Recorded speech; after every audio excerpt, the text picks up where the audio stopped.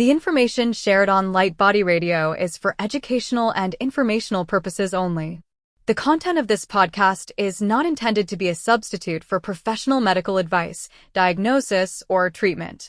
Always seek the advice of your physician, licensed healthcare provider, or qualified wellness practitioner with any questions you may have regarding a medical condition or health goal. Dr. Lara May, her guests, and affiliates do not claim to cure, prevent, or treat any condition and are not responsible for any actions taken based on the information shared in this podcast. By listening to this podcast, you acknowledge that you are responsible for your own health decisions and that any actions you take based on the content are at your own discretion and risk. Thank you for tuning in to Light Body Radio.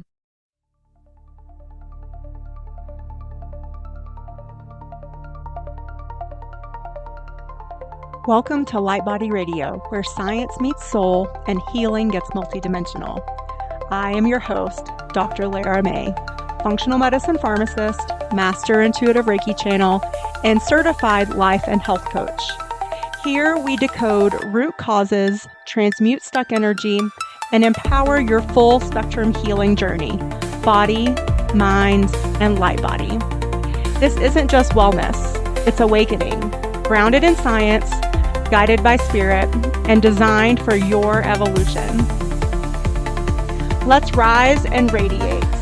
Welcome to the next level of you.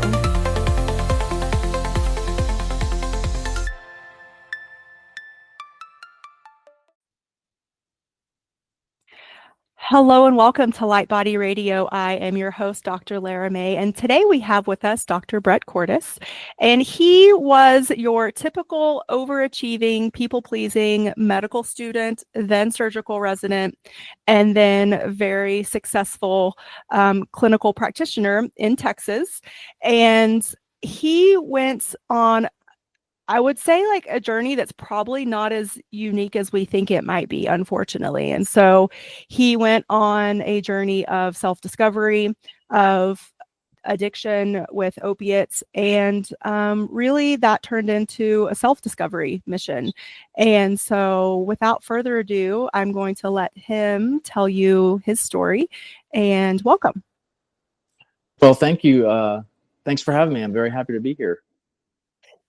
So tell us sort of how everything unfolded for you. I don't think a lot of people out there realize that physicians also can struggle with, addiction and recovery. And I think it's something that definitely needs to have more light shed on it. Yeah, for sure. And I'm gonna, if you don't mind, I'll start kind of at the beginning of my story, Sure. which is in childhood, because a lot of the decisions that I made and actions that I took make more sense within the context of how I was raised and whatnot.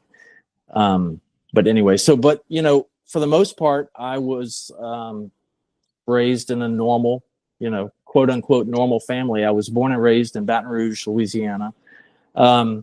My dad was a professor of mathematics at Louisiana State University, LSU, and my mom was an English instructor also at LSU.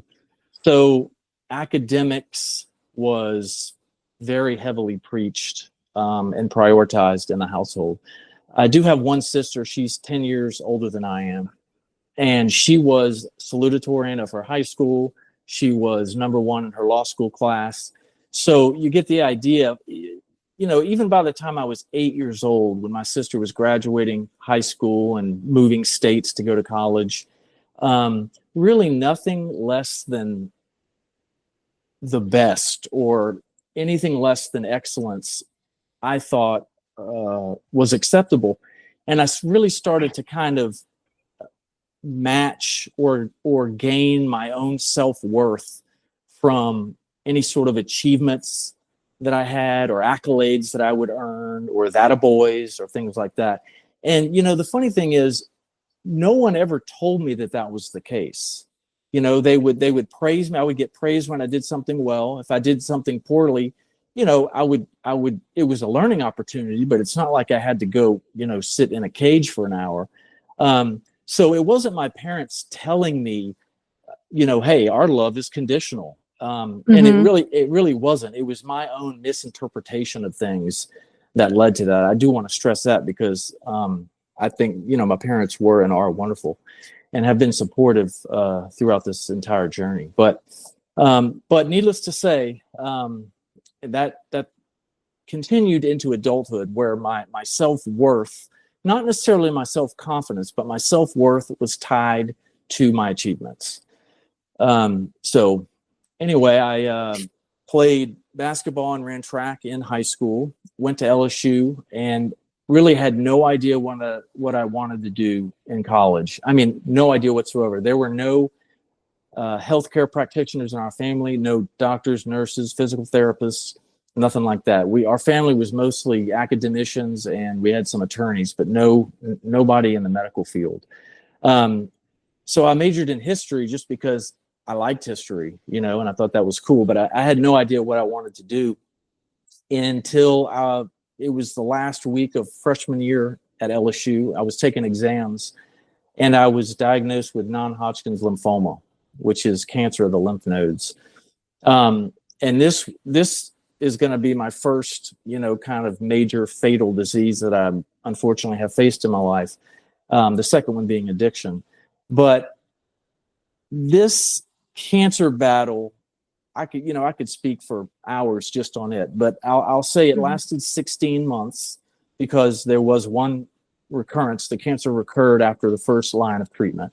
But I traveled to Texas, to MD Anderson in the Texas Medical Center to receive a stem cell transplant, which in 1997 was experimental. I mean, people weren't getting stem cell transplants way back then. So my cohort, my clinical trial cohort was 10 patients, and only 2 of us survived. So, out of that journey or battle, if you will, although there were several silver linings that I took out of it, I did have a pretty healthy case of survivor's guilt that I would have to deal with forever. But very, very small price to pay, in my opinion, for making it through that. But this is what made me want to go to medical school and become a physician. My experience with cancer from the patient standpoint, and being able to kind of sit back and objectively not judge, but assess, what doctors did well, what doctors didn't do well, bedside manner, all that kind of stuff. So I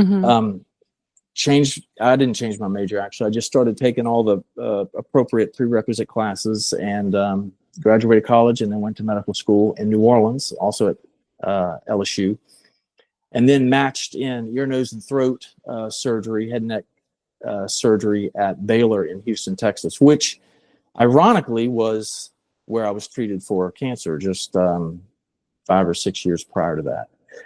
So residency, for those who aren't familiar with surgical residency, it's pretty intense. It's 5 years for ENT, but I enjoyed it. I kind of thrived in that competitive type environment, again, because there were lots of areas for me to achieve, lots of accolades to gain and awards and stuff like that. And that was my bread and butter. That's where my self-worth came from. So I did very well in residency and graduated and joined a private practice within the Texas Medical Center in 2009. So, gosh, I was 32 years old before I really had my first job, before I had my first real paycheck, other than cutting grass and landscaping when I was younger.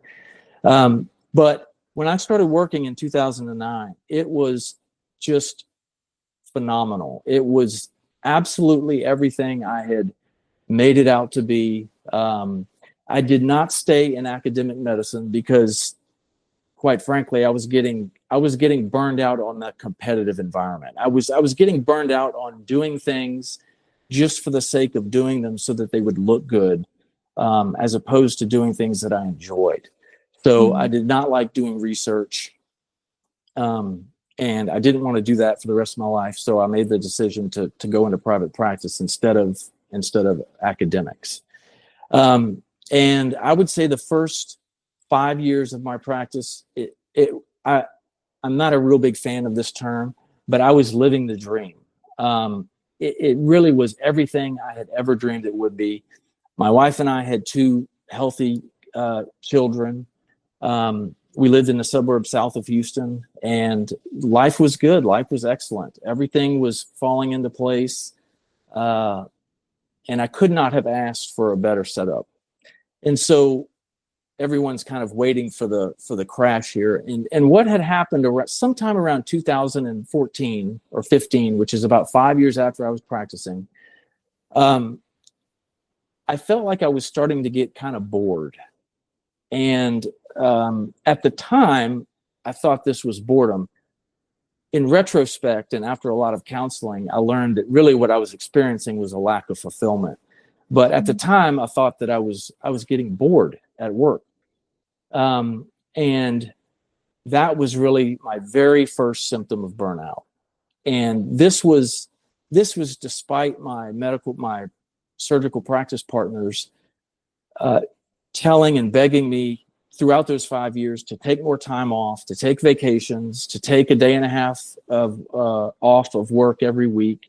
I was working too much. I was hearing that from my partners. So the blame, so to speak, I mean, I hold all of the accountability in my workaholicism, if you will. But needless to say, this boredom kind of started to turn into anxiety and then a little bit of depression. And I'll back up here for just a second because this is important. My first exposure to opiates was when I was fighting cancer back in 1996 and 1997. And, lymphoma for me was not a painful cancer, but I had several minor surgical procedures which required pain medication. And I remember very distinctly that when I would take a pain pill at that time, it felt good. It wasn't. It was nice. I liked it. I wrote a memoir of my experience, and I remember writing that it felt like a 2 to 3 beer buzz. But there was no earth-shattering euphoria. It was nothing to write home about, and it never once occurred to me to take a pain pill to get high or to feel that feeling. And when the pain medication was out, that was it. It never occurred to me to take it to get high, which is interesting considering what happened when I took it in 2015. And so it was a Friday afternoon. Everything was going fine. My usual routine on Fridays I would get off work early around 2, go home, and my wife and I would hang out by the pool, and I would crack open a couple of Bud Light limes and drink some beers, and we'd talk about the week and the upcoming weekend and whatnot. Well, what happened on this particular Friday afternoon was that a drug rep had come by and given me some samples of a hydrocodone-based cough medicine. Hydrocodone is the medication in opiates and painkillers for listeners that don't know. And so I immediately thought, oh, I know what this feels like. This will be like a nice 2 or 3 beer buzz. I'm going to take one of these home with me, and I'm going to try one of these instead of my 2 beers. And that's exactly what I did, except that this time it was, and it's really not possible for me to describe adequately, but it was an unbelievable, earth-shattering, life-changing euphoria I had never even come close to feeling. It was nothing at all like what I remembered it being. And so, needless to say, that decision to sip on that cough medicine that one Friday afternoon eventually led to a 5-year, gradually descending, full-blown addiction to prescription opiates. Wow. And, again, like before we went live with this, I asked if it was okay for you to tell your story, because I do think it's interesting to hear that perspective of like, it wasn't anything, like earth-shatteringly bad that sort of put you on this trajectory, which, for those, I'm sure a lot of listeners out there on their own journey could definitely relate to that.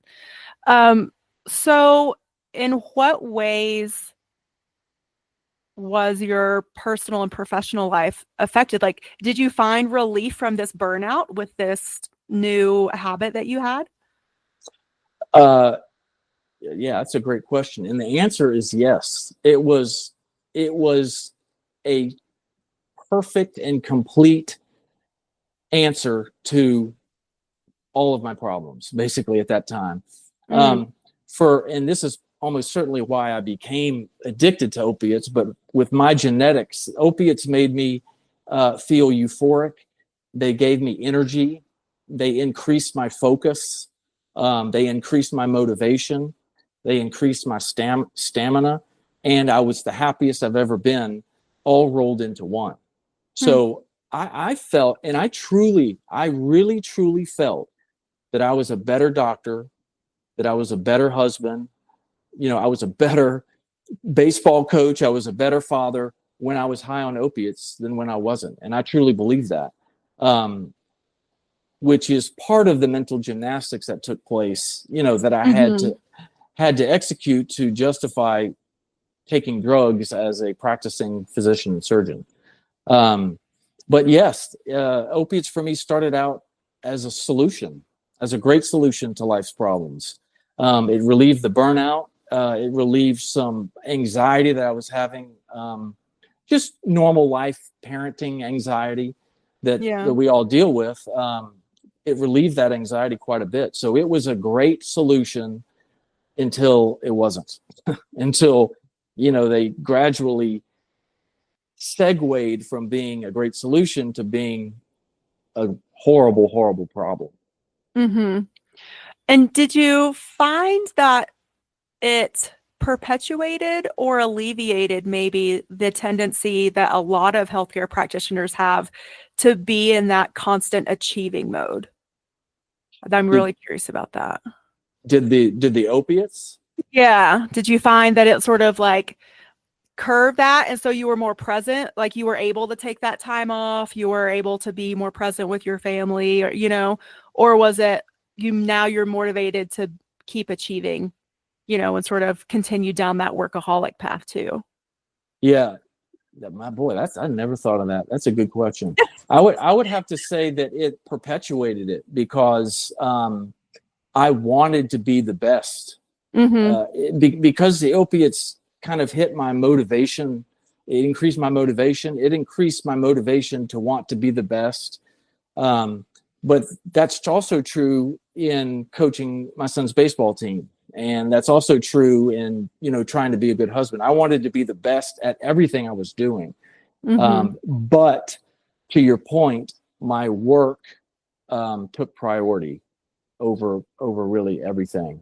That's certainly where my time went.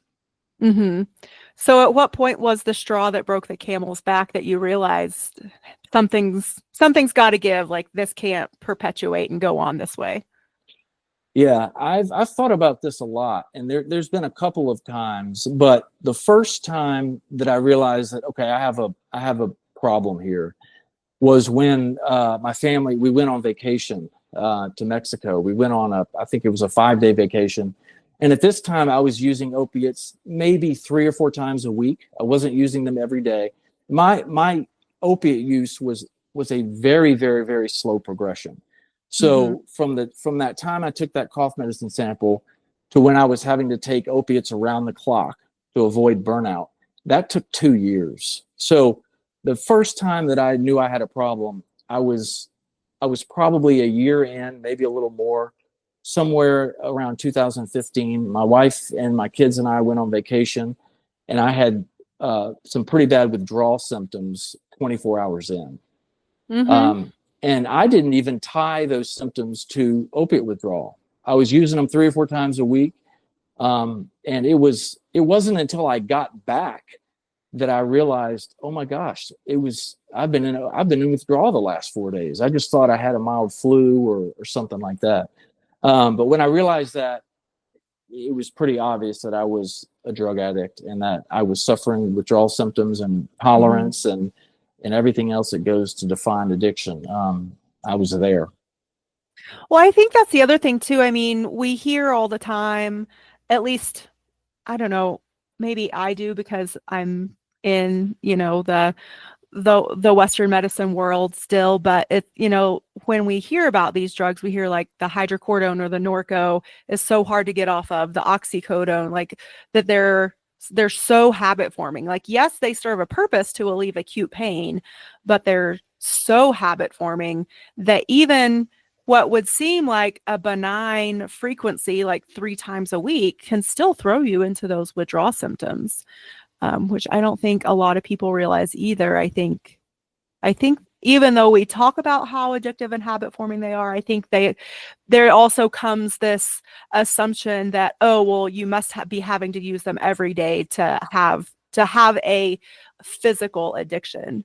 And that's just not true. I mean, a dependence, how about, I'll say a physical dependence. So like, that's when your body is obviously depending on a certain amount of the drug to prevent from going through withdrawal, right?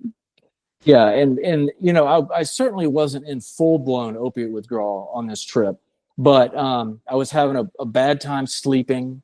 I was very anxious. I was having a little bit of cold sweating at night and some restless legs at night. So those were my main symptoms. Okay. All right. Well, and then so you came home and you decided to continue down the path or to get some help, or how did that unfold? Yeah, no. So I lit it. It's interesting how this worked out. But on the flight back home, I was really starting to feel the withdrawal, and it dawned on me at that time, this is opiate withdrawal. And so when we got home, I went straight to my office to get some more cough medicine samples to relieve this. And then shortly thereafter, I was using them every day. So by 2015, certainly by 2016, I was using opiates every day, or else I would experience withdrawals. Did your wife notice or tell there was something different about you? So she began to start noticing a change possibly somewhere in 2017. Okay. We went on another vacation to California, and I took some medicine with me to help prevent the withdrawals, and I ran out. And this time I did have full-blown withdrawal while on vacation. Tried to hide it, but that's when she started to suspect something was going on. Yeah. I think this is so helpful and interesting. So I really appreciate your honesty and your vulnerability here. So I want to like sort of move into like the burnout piece of it too. Because I think, obviously, I think burnout came to the forefront during the COVID pandemic, especially in the medical field, just because that was the field I was in. So that's where I saw it the most. I saw colleagues, actually start taking mental health leave. If I was lucky enough to work for a company that actually provided that. Or like actually finally start taking all that vacation time that they were accruing, because there is this culture of, there's the lip service that, yes, you have the vacation. Yes, we want you to take it. Yes, we value, meaning like the company values our practitioners' mental health.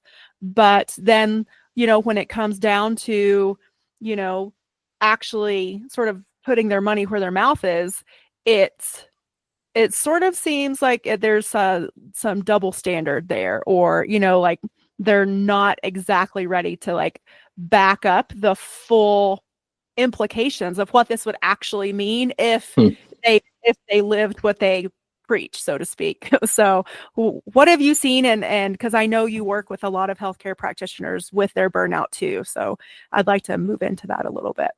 Sure. Well, I mean, I will second what you were just talking about, and we were talking about this a little bit before we started recording. But yeah, I have definitely noticed that businesses and bosses and institutions, it's very easy to advocate for the mental health well-being of your employees. But it just seems that when it actually comes time for an employee to prioritize their mental health and take a day off, take a Friday off, it's that's not well received a lot of times, because it directly affects the bottom line. And when it directly affects the bottom line, I think some of these employers, they lose some of the excitement that they had for mental health awareness. And then COVID, you can just multiply that times infinity almost, because, healthcare already, we have a shortage of doctors and nurses, and everyone knows that during COVID, that deficiency was amplified and felt all over the world. And so there weren't a lot of mental health days that were being given out during the COVID pandemic. That's for sure. And actually, I did not have the opportunity to work during the COVID pandemic because in 2019, I was fired from my job because of the addiction. And so I was out of work between 2019 and 2023. So I was isolated at home with everyone else during that time. So did you go into a program for your recovery, or how did that work, especially in light of the shutdowns in the middle of all that? That must have been super challenging.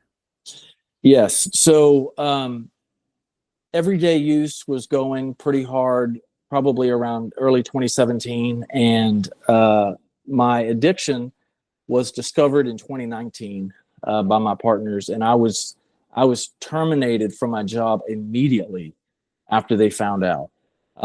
In fact, they called me into the office on a Friday afternoon, said that they had gotten word, or they had found out, that I was using opiates regularly, and to go home and then take a week or a couple weeks and let the dust settle, and they were going to investigate this and that, and they'd let me know. And I got a termination in the mail, a termination letter in the mail, about 8 or 9 days after that. And that was the last I ever saw or talked to my partners, even today, even still to today. So I did not go to rehab immediately. This was in 2019. I did go to a 90-day inpatient rehabilitation facility in July of 2020. And so I went voluntarily, but I also knew that was going to be mandated by the Texas Medical Board. Any doctor or nurse or anyone in the healthcare field that needs to be treated for addiction has to go for a full 90-day residential program. But I will say, I loved my experience in rehab. It was not fun by any means, but it was really unbelievable how much I learned about myself. And in learning about myself, I learned why I do some of the things I do, and why some of the poor decisions that I made throughout my life, why I did that. It was just very helpful to learn about myself, centered around the effort of recovery, right? I was not wasn't doing opiates now. So if you're not going to do your drug of choice, you need to replace that drug of choice with some healthy coping mechanisms and stress management habits and whatnot. And so, 90 days, I was back home and on the road to recovery. This was right in the middle of COVID. This was in September of 2020. And when you came back into the world from rehab, was it a hard adjustment, or did you sort of know right away that your calling was to then help other medical practitioners that have been on a similar path? Yeah, no, I had, at this time, I was not thinking about coaching. I came back to, it was a little bit tempered, because you're right, rehab is a bubble away from life's problems. There's no question about it. And it really helped a little bit, because when I came back to the isolation and the quarantining that, COVID was causing. And so I was isolated at home, but so was everyone else. So that was the reality. And no, from the second I got home, I was doing everything in my power to get back to work as soon as possible. And the plan was for me, they suspended my medical license, and the plan was for it to be suspended for 1 year, in which time I would be drug tested, randomly and check in once a day. There was a monitoring program and contract that I had to enter for 5 years. I was also going to AA meetings and doing what I needed to do per the rehab institution that I went to. So I was doing what I needed to do to get better, and also jumping through any hoops that were placed in front of me to get my medical license back. Mm-hmm. Unfortunately, that 1 year suspension on my license turned to 2.5 years, mostly because of just inefficiencies that the pandemic caused. But that was extremely frustrating. And me being out of work, recovery is very difficult. There's no doubt about it. But the lack of fulfillment that I was experiencing not working was at least as bad. It was brutal on me mentally to watch my colleagues fighting in this COVID pandemic and me just sitting on the sidelines watching it unfold. That was very, very difficult for me. So I was counting the days till I got to go back to work. And so I did end up going back to work in 2023. We had since moved from Texas to Louisiana. I got a Louisiana medical license. I had a couple of probationary aspects to it, but I went back to work in 2023. I signed a 1 year contract with a group. And it only took me about 3 or 4 weeks to realize that my passion for clinical medicine had faded quite a bit, which was surprising to me. I thought I would go back to work and everything would be fixed. I would get my fulfillment back. Everything would be fixed. There was some, rocky years with the marriage that would get better, and everything would get better. And I just lost my passion for it. I loved my patients. I absolutely love my patients. I love the relationships that I forged with my patients, but the doctoring part, so to speak, surgery, it wasn't what I remembered it to be. And so I had to make a career pivot. And right around this time, a previous colleague of mine mentioned life coaching to me. And I looked into it and realized that, wow, I can possibly be a physician coach to other doctors who are experiencing burnout, with or without substance abuse, because I've lived it at this point. And it was terrible and horrible. And I would love to be able to, even if I could just help a little bit, ease that situation for other colleagues, that could be a new calling. And so I turned all my attention toward that. And that's where the coaching came from. Yeah, actually, I'm on your website, which is theburnoutdoc.com. And I want to just read some of the stats that you have on here, because I think it's really powerful. So 53% of physicians report being burnt out as a whole. Am I reading that one correctly? Yes. Yeah. Yeah. And then 23% of physicians who report being depressed. 46% of male physicians report being burnt out, and 63% of female physicians report being burnt out. And that's just, I think it speaks, a lot. and this is data from 2024. So the data is pretty recent. Go ahead. Well, and another part of that data that is surprising is that the burnout rate went up during COVID. That was pretty obvious and to be expected. And then it kind of came back down. Well, now that burnout rate is going back up, and it has now exceeded that of which it was during the height of COVID. So now physicians are more burned out as a whole than they were during the height of COVID. And when people talk about obesity is an epidemic, and this is an epidemic, physician burnout and probably professional burnout in general, not just physicians, teachers, engineers, railroad work, everyone is probably burned out. I can only speak for my own profession because that's what I've limited my expertise to. But yeah, it's hard to chew on the fact and knowing that 60% of doctors are burned out. And Well, sorry. it's not fun.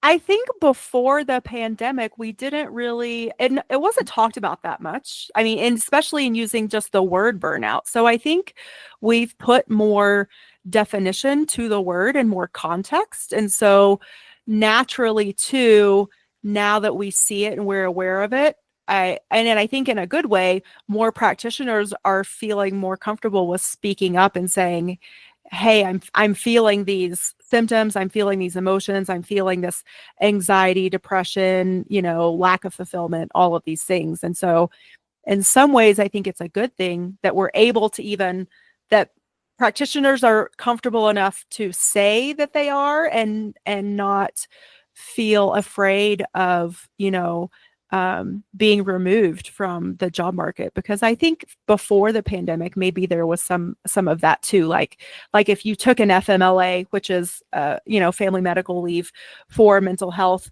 maybe, I mean, in some states, or I think most states, you're required to have a position when you come back. But like that dynamic could definitely shift while you're gone, depending on how long that leave is. And so I think there's definitely some context there about being willing to say, yeah, I'm not great. And yeah, this isn't what I thought it was going to be.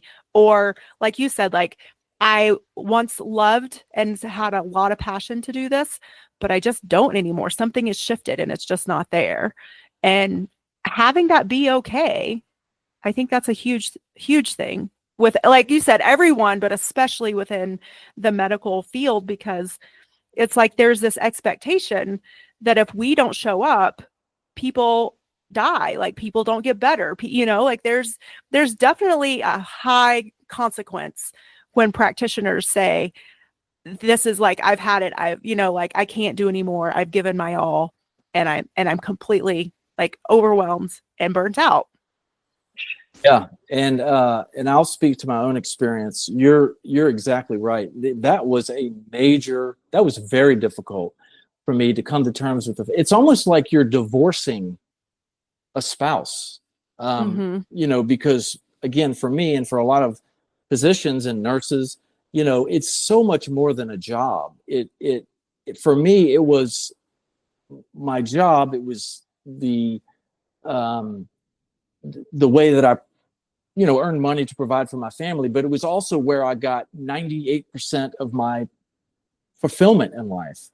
And especially with the cancer survival guilt that I've dealt with, I felt like I owed it to humanity and to the world to help people because, I was one of two people that was chosen to survive this cancer treatment back in the day.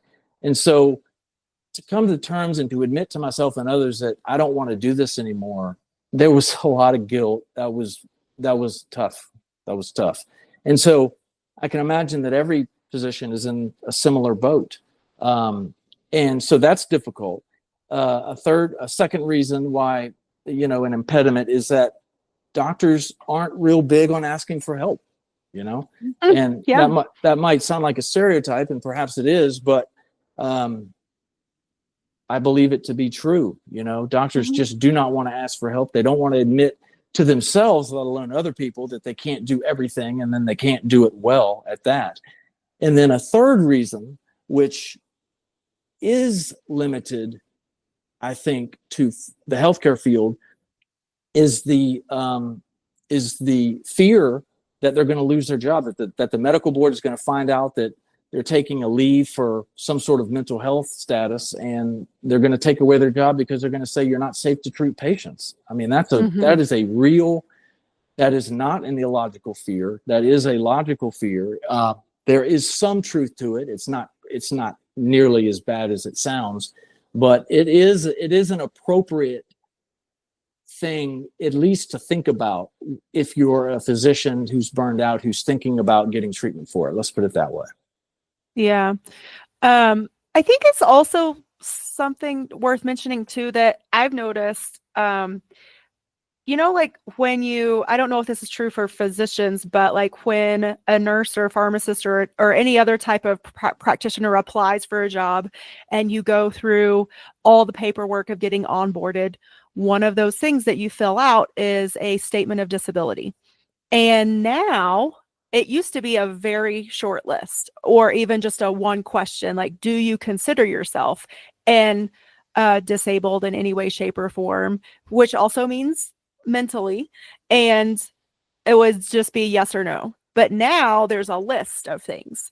And there are a myriad, actually, several different mental health challenges or diagnoses that are on that list, and as well as other physical things. And so I think it's really important to even like acknowledge that we have made some progress, because if you struggle with one of these things, whether it be ADHD is on that list, other types of mental health challenges like anxiety, like clinical anxiety and depression are on that list too, that at least I would think, and this may or may not be true, but like you have some sort of protection by accepting sort of that label.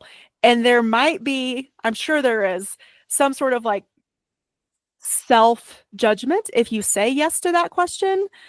But at the same time, like if we just think about like, well, this could be my first step of actually asking for help or admitting that I struggle with this, and it's okay, because now hopefully I can gather some tools to also help myself along the way.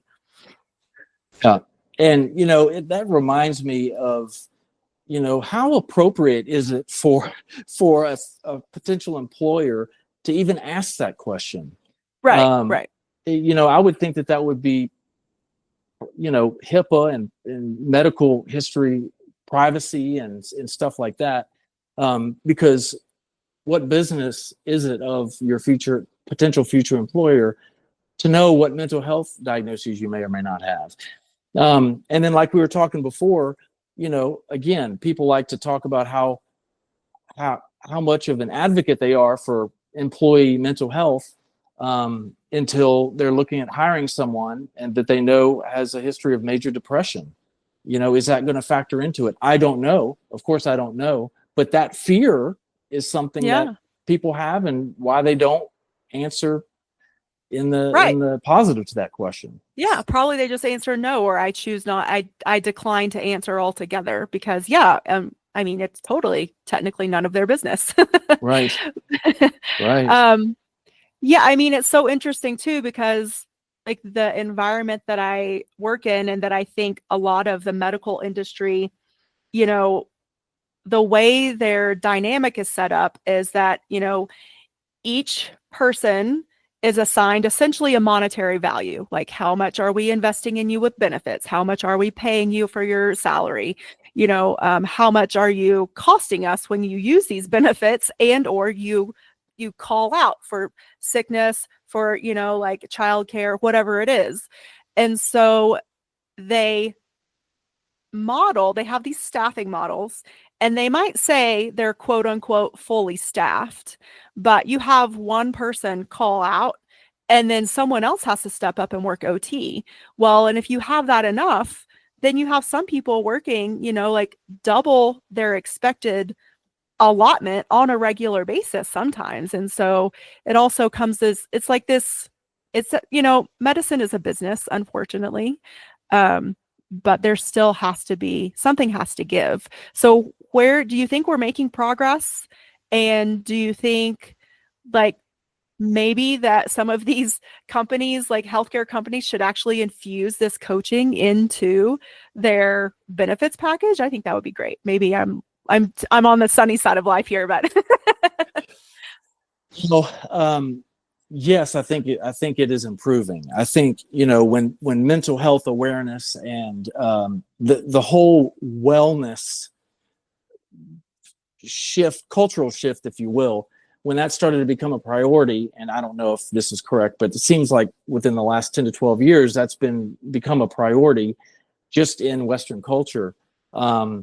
It has slowly started to creep into medical training. And so that's where I think we're going to see the beginnings of the shift, which is the training of residents. And so the ACGME, which is the head of training for all residents throughout the United States, I'm looking into whether they are going to, within the next 3 to 5 years, require institutions to have a protocol to both diagnose mental health concerns and then to treat these mental health concerns of surgical and medical residents.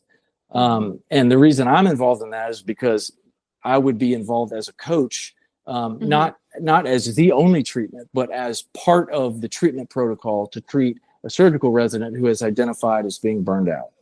Right. And so hopefully if that starts in residency, it will both discover burnout and teach people that it's okay to admit that because it's a reality.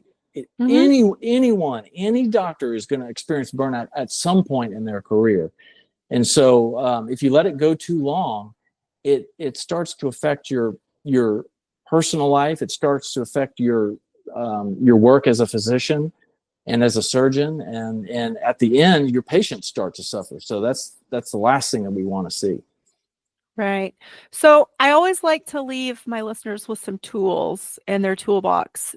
So where do you think we should start? Do you think we should start with, maybe we can do like an identification, like how to identify or to know if maybe you're working through burnout or suffering through burnout, and then we can talk about some action steps to help too? Sure. So, instead of just listing the symptoms of burnout, I will say this. There are a couple of things that you can ask yourself that will tell you if you're burned out. One is if you used to enjoy your job and you don't enjoy your job anymore, that's a sign of burnout. If you start looking at the clock at the second you come back from lunch and counting down the minutes and hours till you get to leave work, that's going to be a sign of burnout. And in general, there's an irritability that creeps in that is there all the time as burnout gets worse. So you're irritable all the time. You become angry and frustrated more often. And when those specific negative symptoms start to leak into your personal life, you're well into burnout at that point. So grumpy old man, grumpy old woman syndrome, that's what burnout looks like. Mm-hmm. And so then what do we do? Yeah, that's a good question. So, I would say make an appointment with your primary care doctor and then tell them that you think you're burned out at work and that you may or may not have depression and some anxiety, and then they can refer you to psychologists or psychiatrists for testing. But coaching is going to be and will remain really an important tool. And I can speak on this from a physician standpoint because, and again, it sounds like a stereotype, but I'll believe it to be true. Doctors aren't going to go to a psychiatrist to be treated for burnout. We do not like to ask for help. We especially don't want to ask for help from a colleague to treat our depression. It's just not going to happen. But for some reason, we don't mind seeing a coach, and it isn't just semantics. I mean, my responsibility as a coach is different from a counselor or a psychiatrist, for sure. But for some reason, people feel like they can see a coach. It's almost kind of like the thing to do these days is, I have a life coach, or I have a leadership coach, or a well-being coach. I have a wellness coach. It's almost starting to be kind of like the cool thing, so to speak, to do. But I will say that doctors will see a coach much, much more before they see a counselor. Yeah. Well, I think a lot of that also just has to do with the nature of the difference between therapy versus coaching. And there's, again, a myriad types of therapy out there. So it very much depends on the type of therapist you find and if you resonate with them and if you find that they're helping you or not. But I find with coaching, and this is just in my experience as well as a coach, that it's much more action oriented. And I think, again, being in that achieving mindset, that practitioners are naturally in, like, okay, they're like, all right, then I have an action plan. There's things I can do. It's more empowering maybe than just your typical, what you might think of as like talk therapy. So yeah, but they can also be married together too. So it doesn't have to be one or the other. You can definitely have a fantastic therapist and a fantastic coach. Yeah. And I totally agree with you. I had not thought of it in quite those terms, but I totally agree that coaching is more empowering. Mm-hmm. And everyone likes to feel empowered, Yeah. Well, and especially like in this context of burnout, where you're starting to question your path, you question your choices. How did I get here? I used to love this. What happened? Again, most people go into the medical field in general as a calling more than just a job. And so when those things start to dissolve and fall apart, then it can really be, a what do they call that? A crisis of conscience, I think, or, Yeah. sort of a dark night of the soul period too. So, like a full-blown existential crisis. Yeah. And a lot of people and a lot of physicians are surprised to learn that it's not the circumstances that are causing the symptoms of burnout.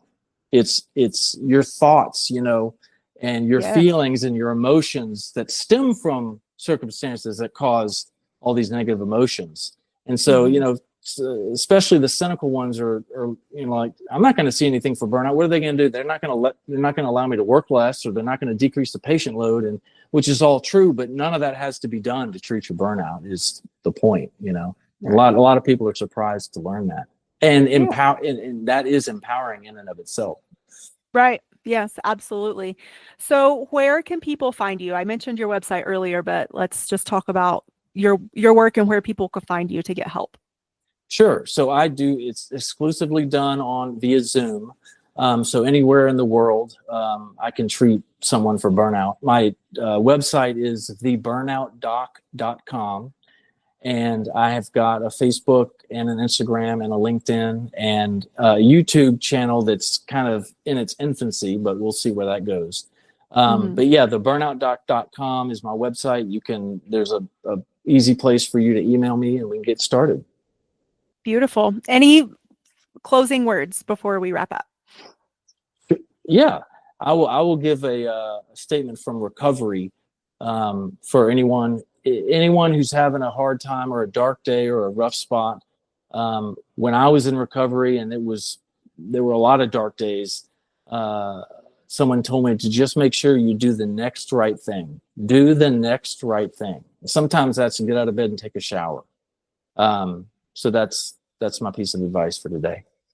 I love that, because it's just one small step too. So hopefully that will come across as something singular to focus on, Yep. Yep. So beautiful. Thank you so much. I really appreciate your time and all the work you're doing in the world. And so everybody definitely check out theburnoutdoc.com. And this episode will live on the show notes page at drlaramay.com/podcasts. So thank you very much. And we will see you in the next episode. Thank you for joining me on Light Body Radio, where functional medicine meets intuitive healing and transformation happens on every level. If this episode resonated with you, please like, share, and if you're ready to go deeper, visit drlaramay.com to book a functional medicine consultation or an intuitive healing session. Whether you need to rebalance your body, clear your energetic blocks, or reconnect with your soul's purpose, I've got you. You can also follow me on Instagram or TikTok at Dr. Lara May for daily inspiration, energy updates, and healing tools. Remember, your healing is multidimensional, and so are you. Until next time, honor your body, trust your intuition, and activate your light.